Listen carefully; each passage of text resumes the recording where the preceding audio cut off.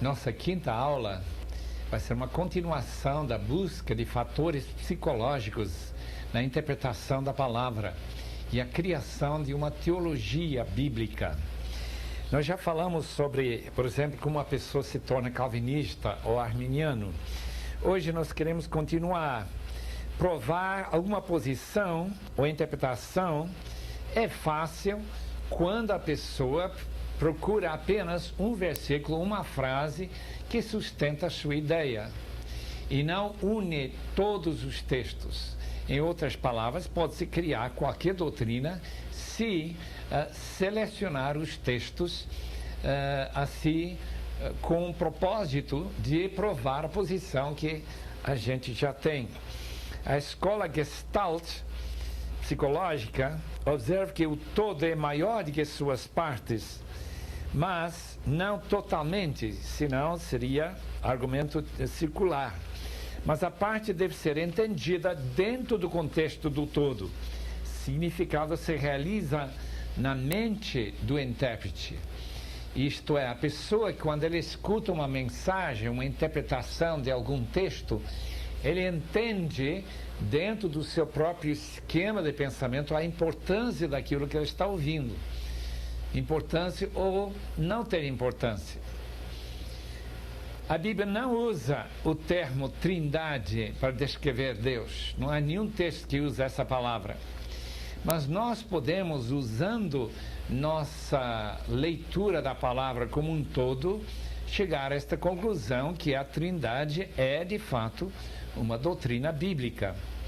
Podemos concluir que recasar depois do divórcio é proibida pela palavra de Deus, a não ser em duas circunstâncias. Por quê? Porque baseado em Gênesis capítulo 2 e versículo 18, que Deus fez o homem e a mulher para serem uma só carne, e aquilo que Deus juntou não separe o homem. Um estudo do texto puramente científica, isto é, usando todos os meios científicos que se possa usar, nem sempre vai satisfazer. Forma-se conclusões estéreis, esquemas gerais e talvez não essa ligação entre a palavra objetiva e o indivíduo sujeito. A assimilação, quando acrescentamos novos fatos e velhos esquemas, transformando-os como por uma leitura daquele livro que nós já mostramos, as parábolas de Lucas. Quando a gente lê isso, vê que tem novas maneiras de ver, porque estamos acrescentando novos fatos a nosso velho esquema. Muito interessante quando a gente lê um livro assim, ou lê este livro, entende o que lês e começa a ver como a gente deve interpretar os provérbios e descobrir que os provérbios não são verdades específicas. Por exemplo, criar o filho no caminho do Senhor e quando ele ficar velho ele nunca vai se afastar desse caminho. Isso acontece na maioria dos casos, mas não acontece em todos os casos, a própria experiência mostrando isso. Acomodação em nossa mente significa quando nós mudamos nosso esquema de pensar, como se faz na digestão. Cria-se um dilema, fecha-se a mente ou revoluciona-se a mente. Eu lembro uma vez, quando eu estive tentando convencer uma senhora na outra América sobre a segunda vinda de Cristo, e que a Bíblia ensina que a segunda vinda de Cristo é após esse período de grande tribulação, a manifestação do homem da iniquidade.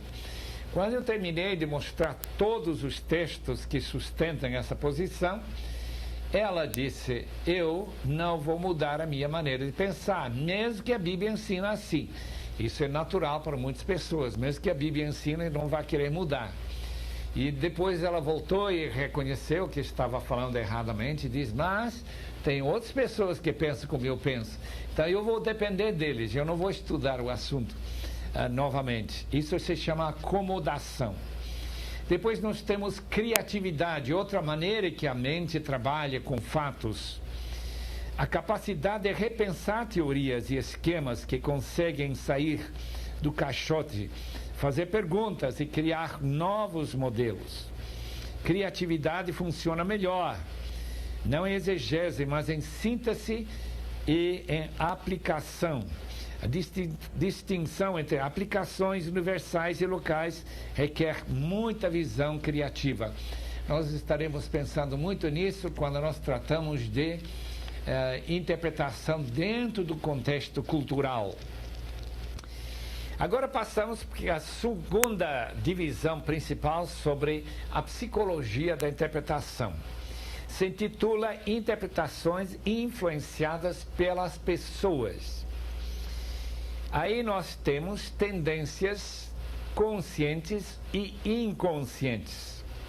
Uma definição de influência não consciente significa aquela classe de eventos psicológicos que, ainda que desconhecidos pelos indivíduos, ativamente afeta a sua interpretação.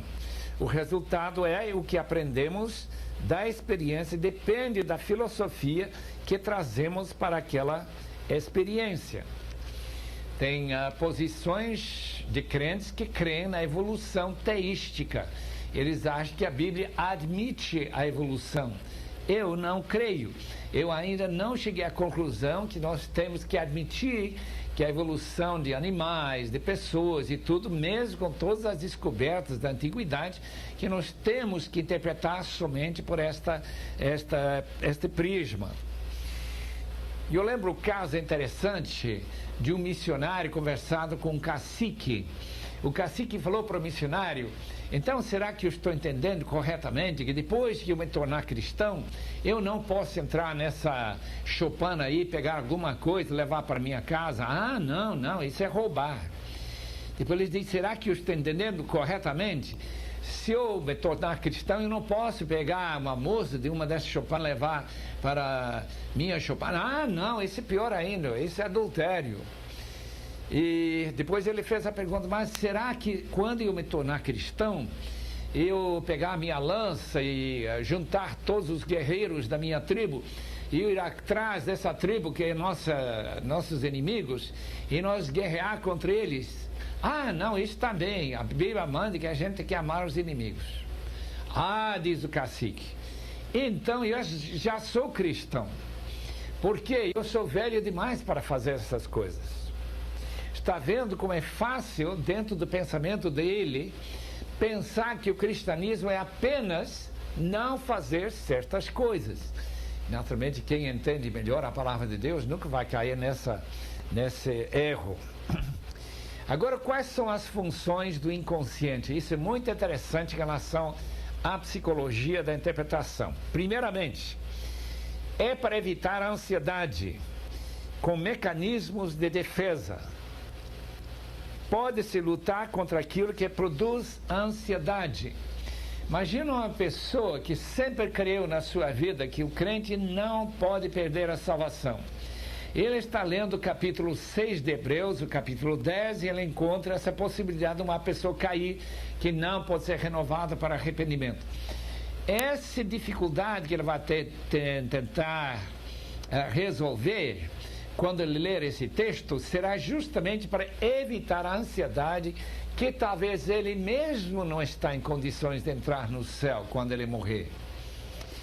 Segundo, uma pessoa inconscientemente interpretando a palavra de Deus presta atenção seletiva. Ele mostra interesse em certos assuntos da Bíblia e outros ele não mostra o mínimo interesse. Ele quer passar de largo. Por quê? Porque não são importantes para ele, para não ter que conviver com o requerimento, a exigência que a palavra de Deus coloca sobre ele. Então ele passa de largo.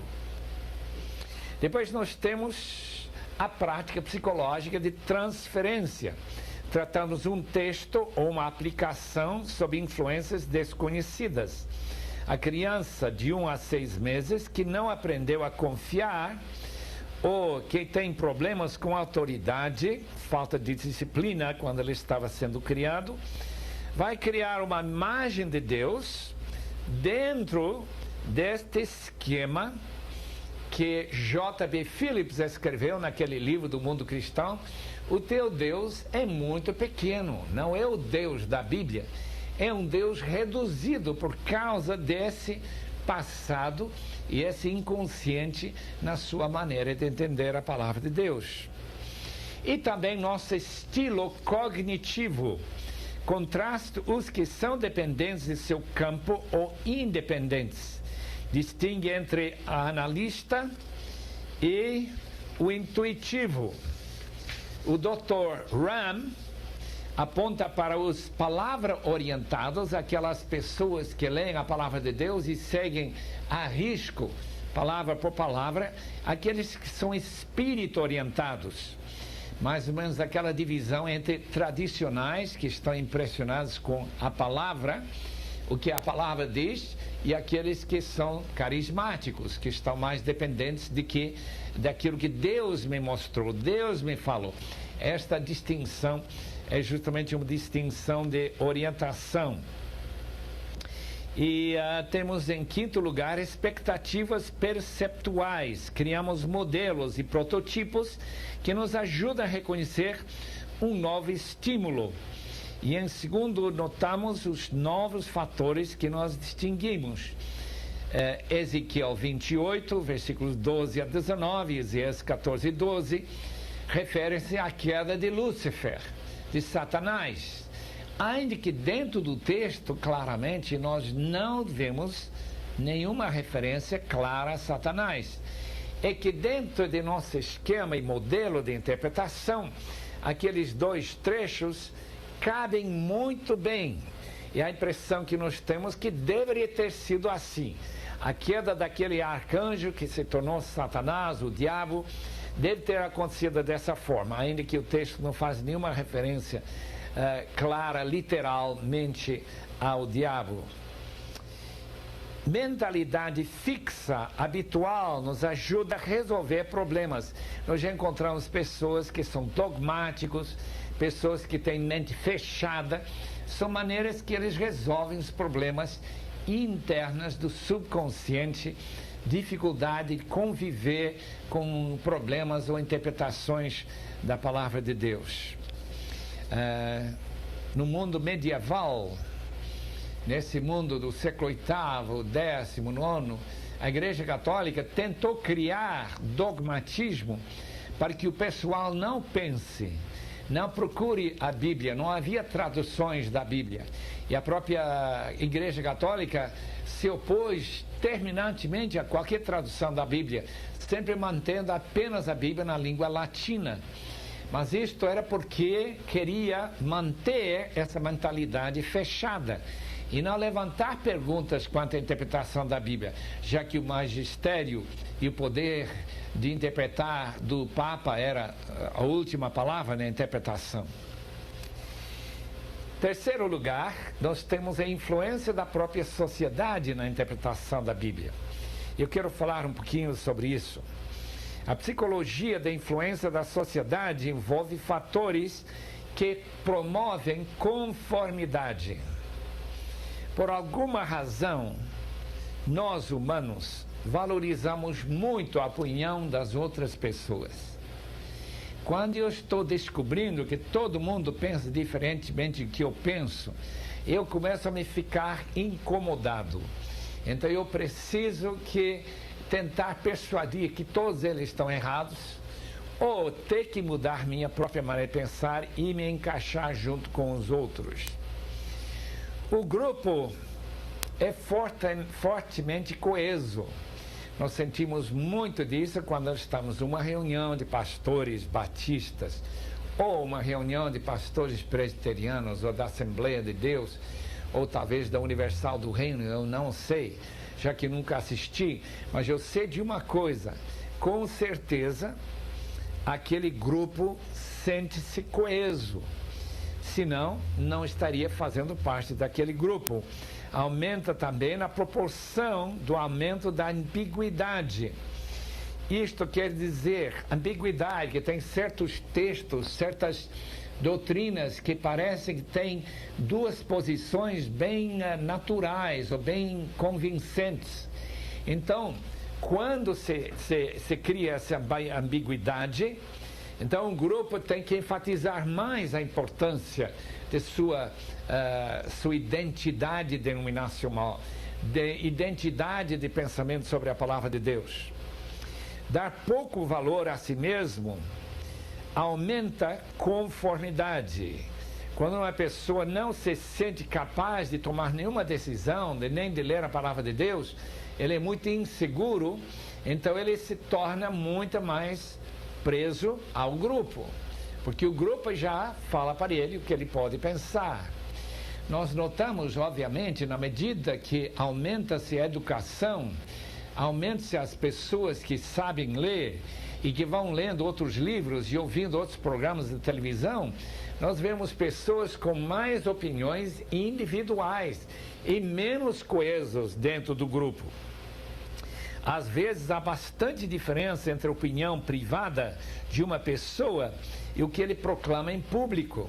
Eu lembro que quando a reforma estava chegando e certas pessoas da época do século XVIII, quando eles disseram que eles não podiam ensinar o que eles pensaram, porque eram muito liberais, porque isso mudaria todo o esquema de manutenção de controle sobre as empregadas, mostrando justamente isso, o perigo de dar para todo mundo as ferramentas de poder ensinar e entender a palavra de Deus, justamente o que a reforma trouxe para nós e a tradução da Bíblia traz para nós, já que toda pessoa pode ler na sua própria Bíblia o que o texto diz.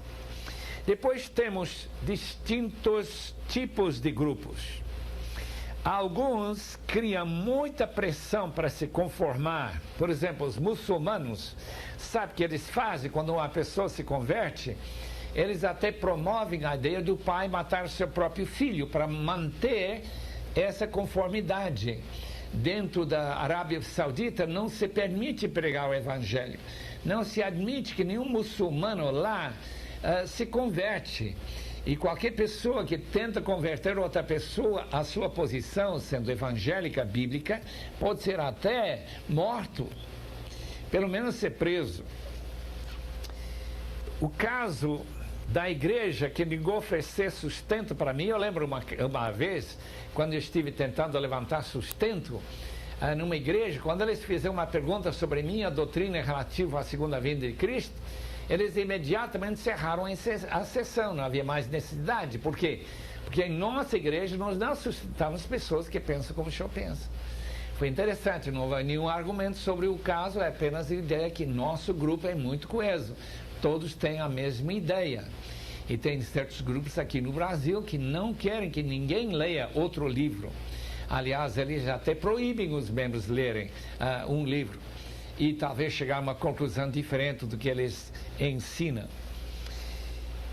Outros são muito mais abertos, são inclusivistas, eles gostam de pessoas que pensam diferentemente, conquanto têm as doutrinas centrais da palavra de Deus, pertencem a este grupo. Nós temos interpretações, por exemplo, 2 Pedro 1,20, que nós já lemos, sobre não tem interpretação privada. Os católicos dizem que tem o direito de interpretar, pertence ao magistério, pertence ao próprio Papa, à própria igreja, e não pertence aos indivíduos. Os protestantes, indivíduos têm o direito de interpretar a Bíblia, mas continuam desejando manter opiniões de acordo com o grupo. Os que se opõem muitas vezes são excluídos. A gente não quer uma pessoa que está sempre levantando questões e dúvidas sobre aquilo que eu acho. É a interpretação da palavra. É uma maneira natural de excluir do grupo. Outros que escorregam na sua interpretação são pressionados a se conformar.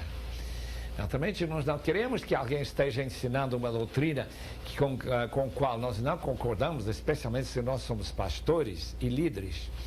E depois temos a ideia de conformismo. Essa ideia que o que nossa denominação ensina é isso que eu creio. Eu não levanto nenhuma dúvida se isso é a doutrina.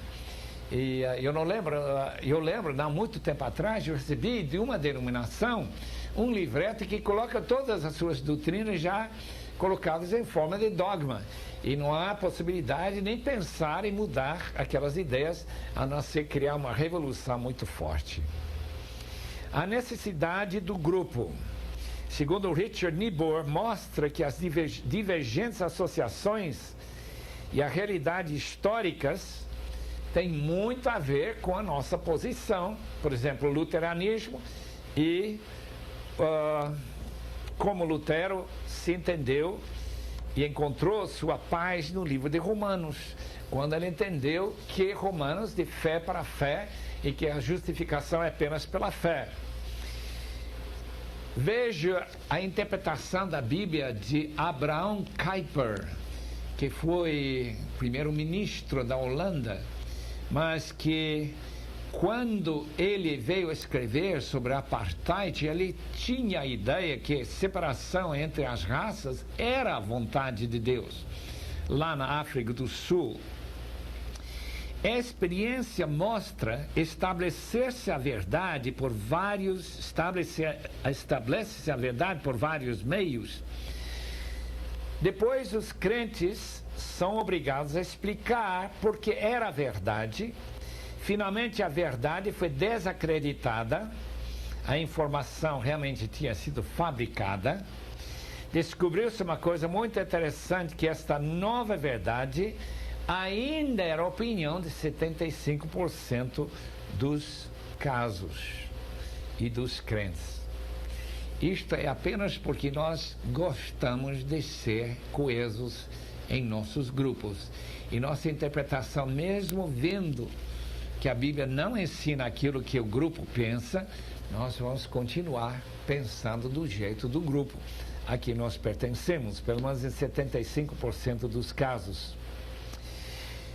O hiato, ou a separação que divide a cultura de uma geração, tal como aquela da Bíblia, e a nossa geração, é mais um motivo de dificuldades. Diversidade na compreensão no universal e do particular na cultura. Por exemplo, a ideia que Deus é Pai de todos os cristãos, tudo bem.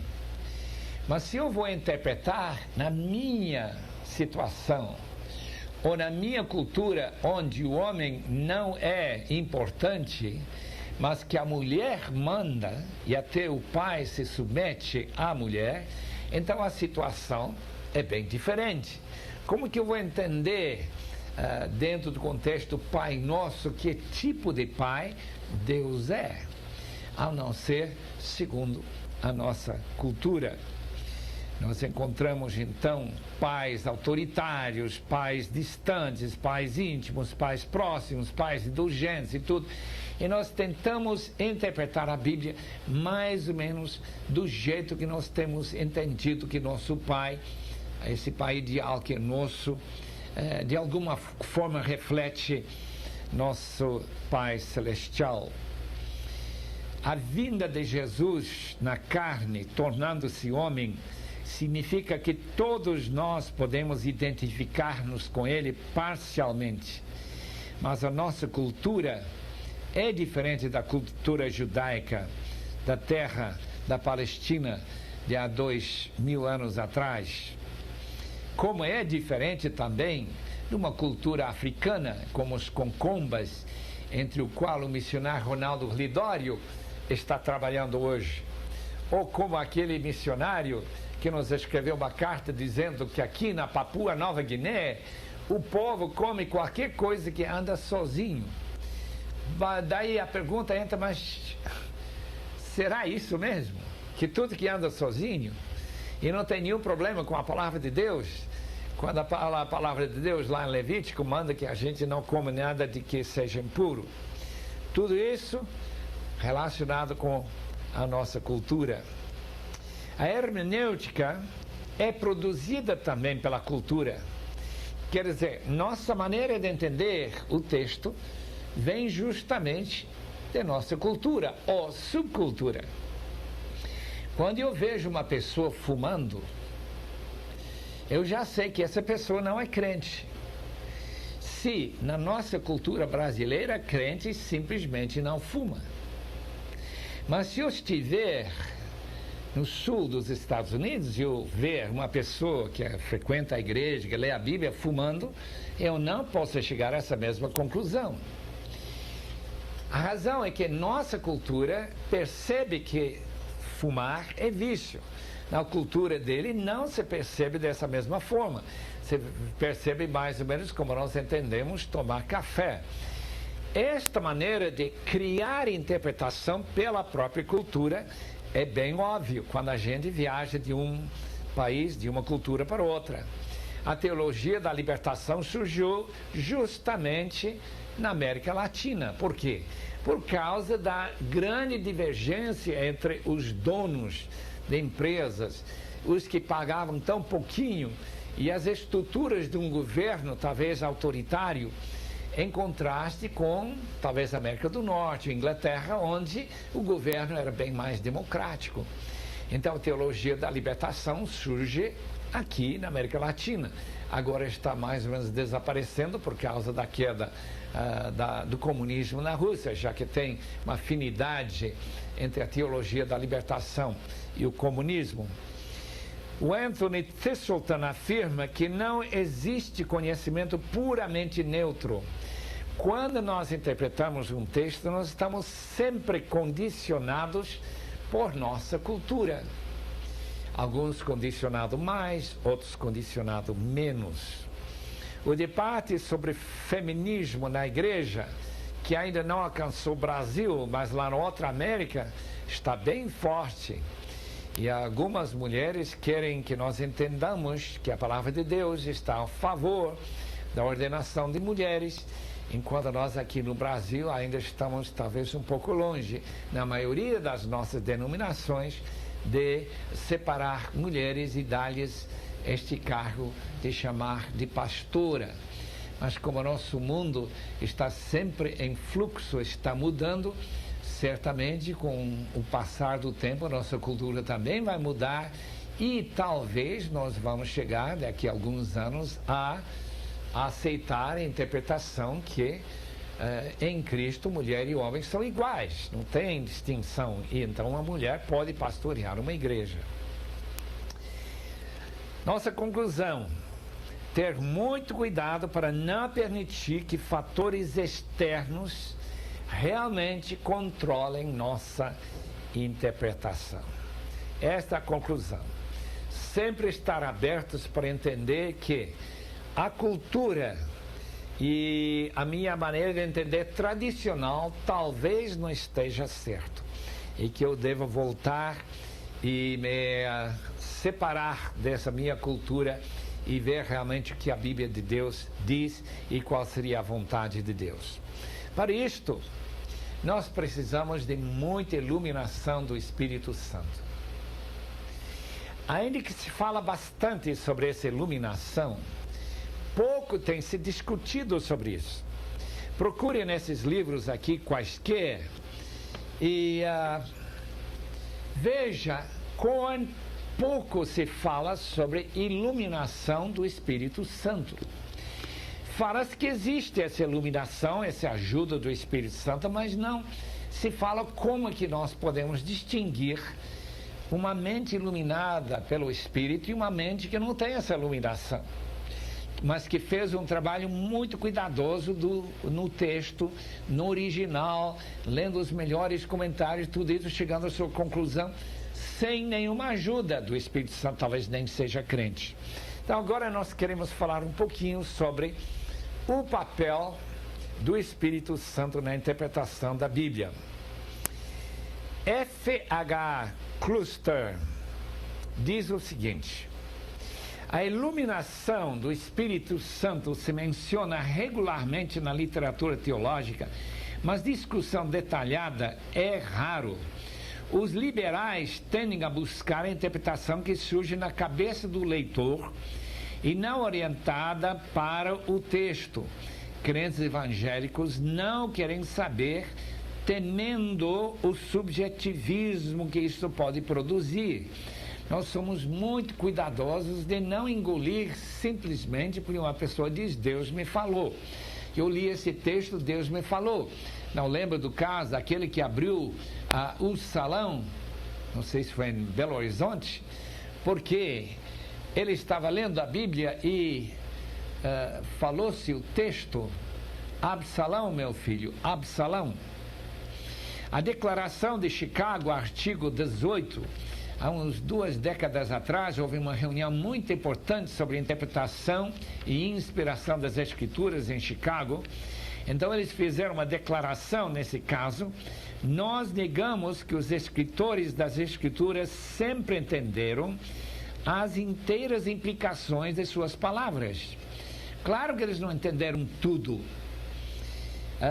Isto nos abre a possibilidade de um sensus plenior. Nós queremos falar mais sobre isso mais para frente. Mas para agora é suficiente dizer que alguns textos podem ter umas aplicações mais amplas. F.F. Bruce queria que evangélicos em cada geração escutem a voz de Deus falando para a sua situação. Todos reconhecem a importância da inspiração do Espírito, mas nem todos percebem a necessidade da iluminação deste mesmo Espírito. Agora, algumas perguntas que nós temos que fazer a respeito da iluminação do Espírito. Primeira pergunta: qual é o alvo que o Espírito tem em iluminar o texto? Não seria para nós aproximarmos mais de Deus e sermos filhos mais obedientes? O propósito da iluminação do Espírito seria a transformação para o melhor, e não principalmente um interesse histórico. Segundo, iluminação não tem nada a ver com descobrir sentidos esotéricos escondidos no texto. Não é para buscar ideias alegóricas, é para levar os leitores mais por dentro do texto. Acontece quando leitores dialogam com o texto e o Espírito ajudar a levantar essas perguntas e aprofundar a compreensão desse texto. Eu quero chamar sua atenção a um texto maravilhoso em Colossenses. O apóstolo Paulo, inspirado por Deus, faz uma referência em Colossenses capítulo 1 de um relacionamento, e eu creio que a iluminação do Espírito mostra isso, uma oração para que Deus ilumine os corações dos colossenses. Paulo pede o seguinte: que transbordeis do pleno conhecimento da sua vontade, não apenas do conhecimento, mas do pleno conhecimento da sua vontade, em toda a sabedoria e entendimento espiritual, e não apenas em um entendimento parcial. Toda sabedoria e todo entendimento.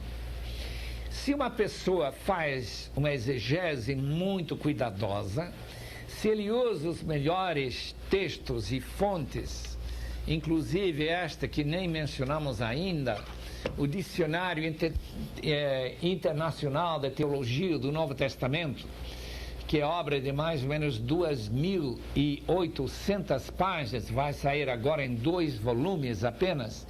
Ele tem estudado ao fundo as palavras, os contextos, os paralelos e tudo mais. Será que em tudo isso realmente entende o texto? Se o Espírito Santo não ajude ele a se aprofundar para uma sabedoria que vem do alto, que vai acrescentando mais do que as palavras e torna aquela palavra realmente um encontro com Deus. Eu quero ler mais um pouco, porque isto diz aqui em Colossenses 1, versículo 9 e 10, a fim de viverdes de modo digno do Senhor, para o seu inteiro agrado, frutificando em toda boa obra e crescendo no pleno conhecimento de Deus, sendo fortalecidos com todo o poder, segundo a força da sua glória. O pleno conhecimento e a possibilidade de fazer boas obras não é somente através da exegese, mas através de uma inclinação de fazer a vontade de Deus. Eu tive um privilégio bem duvidoso de ouvir Rudolf Bultmann, que era conhecido como o maior teólogo do Novo Testamento e o maior conhecedor do Novo Testamento no mundo, antes de ele falecer lá para o ano 1976. Mas como eu entendi, aquele homem nem cria na ressurreição de Cristo. Um exegete que entendia o texto, conhecia muito bem a língua original, mas não conhecia o Senhor. Portanto, a iluminação do Espírito, ele não conhecia. Eu achei muito importante que uma discípula, a doutora Lineman, que estudou com ele e fez até doutorado com o Rudolf Bultmann, depois de fazer o doutorado se converteu. E ela fez um pronunciamento seguinte: não leia nenhum livro que eu escrevi antes da minha conversão. Pode ler aquilo que eu escrevo depois de conhecer a Cristo. A iluminação do Espírito tem a ver com esse fator de estar buscando a orientação do Espírito na interpretação da palavra. A Bíblia, de fato, é um livro clássico. Isto quer dizer um livro relevante para todos os tempos e todas as gerações.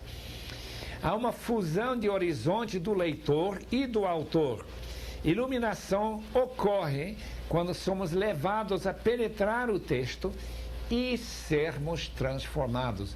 Isso é muito importante reconhecer isto. Número 4. Há um perigo se nós não reconhecermos o nosso dever de evitar do leitor transformar o texto em vez de ser transformado pelo texto. De dizer assim: eu creio que este texto diz assim, quando de fato não diz isso.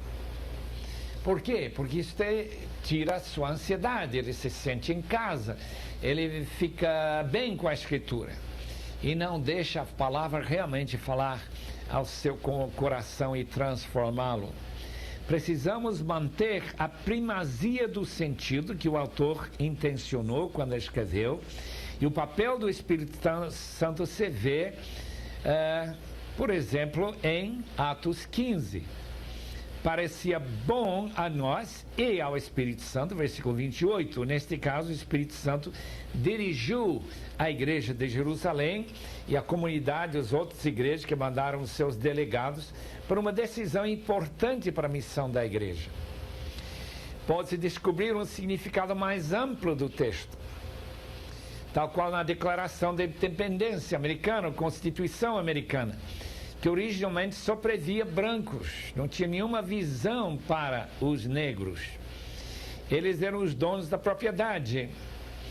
E quando eles incluíam dentro dessa declaração, Deus criou todas as pessoas iguais, não estavam pensando nos negros, que um dia eles teriam que engolir essa frase.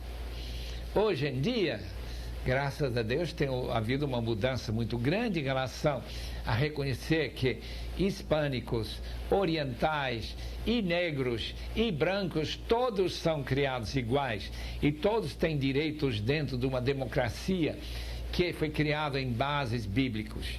E não com as ideias apenas dos primeiros escritores daquele texto.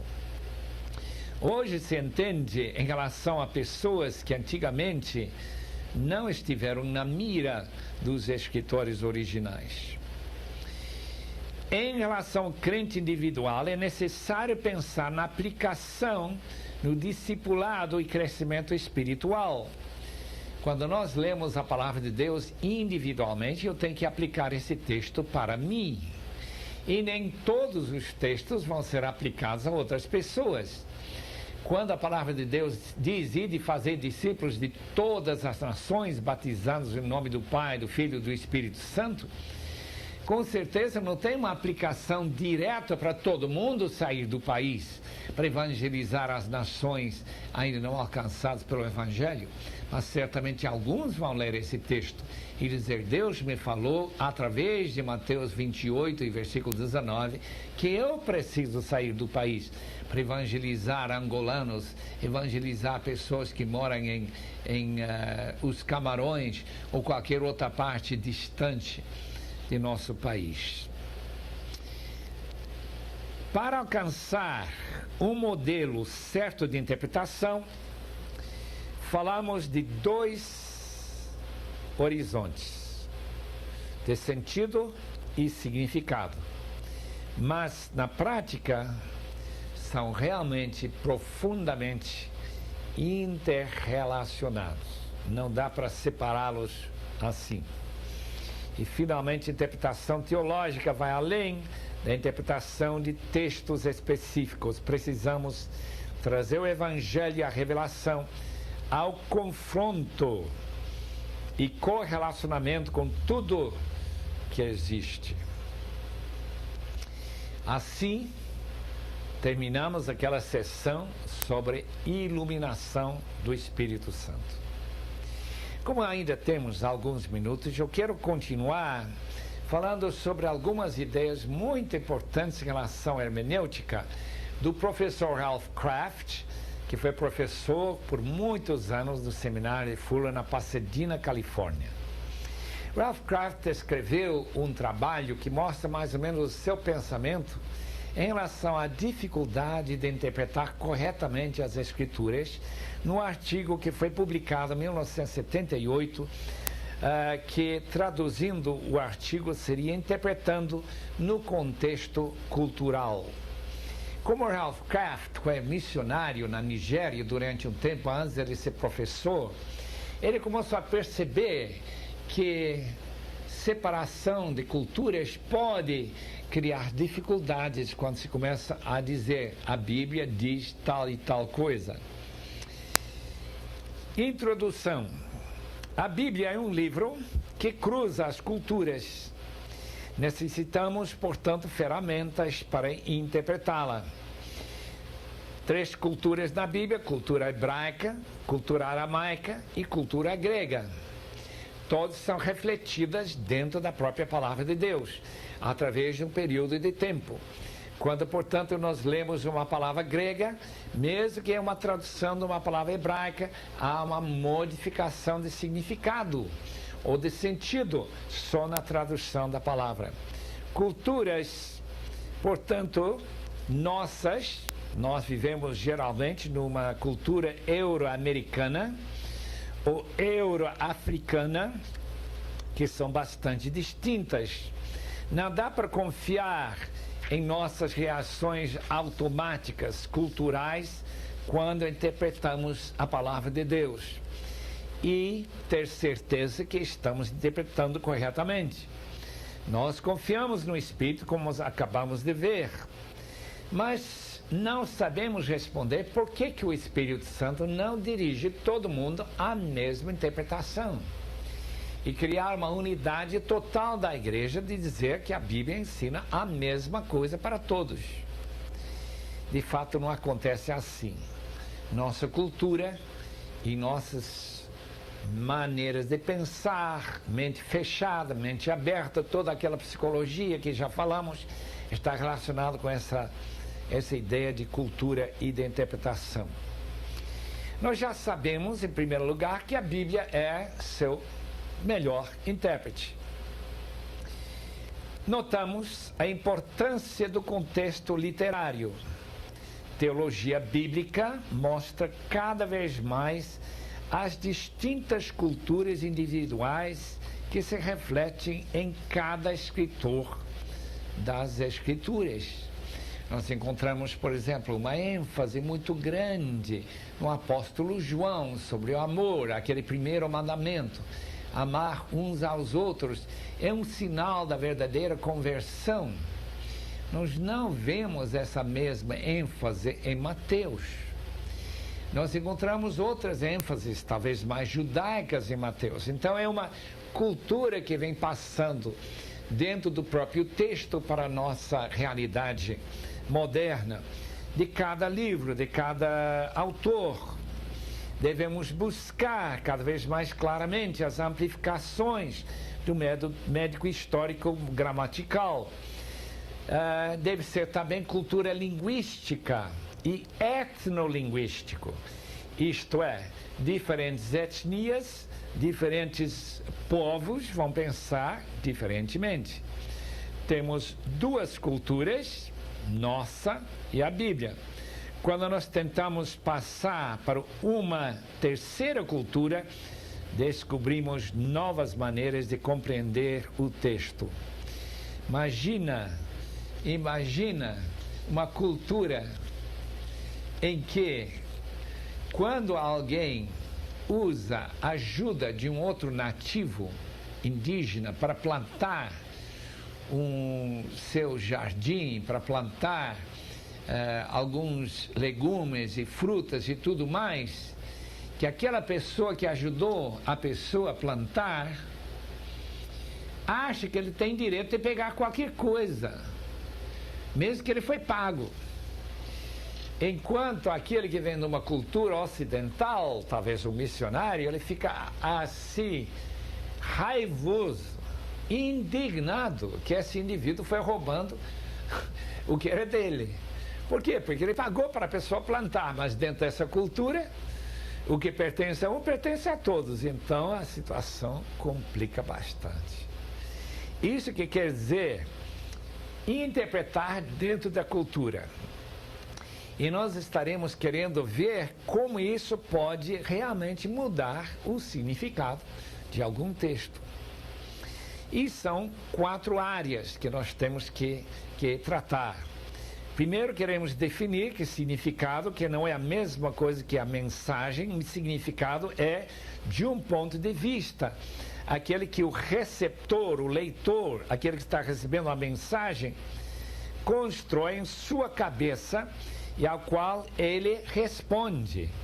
Pode haver grande diferença entre o que o mestre quer comunicar, aquilo que o receptor entende. Ronaldo Risse, quando ele começou a evangelizar na ilha de Sumatra, lá na Indonésia, ele ficou encantado. O povo estava aceitando o evangelho em massa. Gente queria conhecer a Cristo, aparentemente. Depois de talvez 2 ou 3 anos, ele começa a descobrir uma coisa muito interessante e terrível. Isto é que ninguém tinha se convertido. Aquele povo estava abraçando o que Ronaldo Risse pensava era o evangelho, mas na mente deles eles estavam abraçando aquelas coisas que o missionário trazia. Para eles o evangelho apenas eram ideias, não era uma mudança de vida, não era um discipulado real. Era um meio, um caminho para eles terem um carro algum dia, de ter a civilização que este missionário tinha, e de ser possuidor de roupas e riquezas muito maiores do que aqueles indígenas que não tinham nada, quase, teria. Resultado, Ronaldo Risse teve que mostrar pela palavra de Deus como aqueles indígenas têm que ser rediscipulados. Ele escreveu um livro chamado O Discipulado, justamente para dizer como se trata de mostrar para indígenas lá em Sumatra que significa ser um verdadeiro cristão. A cultura, portanto, forma uma matriz que cria os significados que se comunicam. Nota-se a dificuldade de se colocar nos sapatos, ficar nas pisadas do receptor. É uma dificuldade tremenda. Palavras e todos os símbolos da cultura tiram seus significados de sua participação no contexto cultural. Veja a situação daquela mulher que levando o seu filho para a igreja pela primeira vez. E ela com muito cuidado, disse para o seu filhinho de 6, 7 anos, fique quieto dentro da igreja. Não dá para se levantar, nem de falar, nada disso. Depois, quando o filho não cantou durante a época de louvor, a mãe vai falar mal para ele, vai xingá-lo porque ele não cantou. Mas mamãe, a senhora não me falou para ficar quieto? Exatamente, para nós isso é muito engraçado, porque nós sabemos que ficar quieto significa dentro de certas circunstâncias de nossa cultura eclesiástica. Não significa ficar quieto na hora que nós devemos levantar e fazer um grande ruído e barulho para a glória de Deus. Cultura é assim mesmo. Dentro de uma certa cultura percebe certas coisas, em outra cultura não se percebe. Então é de grande vantagem passar para uma outra cultura e ver como que esse povo está vendo a palavra de Deus e reexaminar nossas interpretações da Bíblia para ver se estão certas ou não. Daí nós vamos fechar nossa aula para hoje, nessa área de explicação cultural, e vamos voltar para a nossa última aula sobre hermenêutica para continuar nesta mesma linha de pensamento. Temos que cuidar da psicologia, temos que cuidar da cultura, temos que buscar a iluminação do Espírito Santo.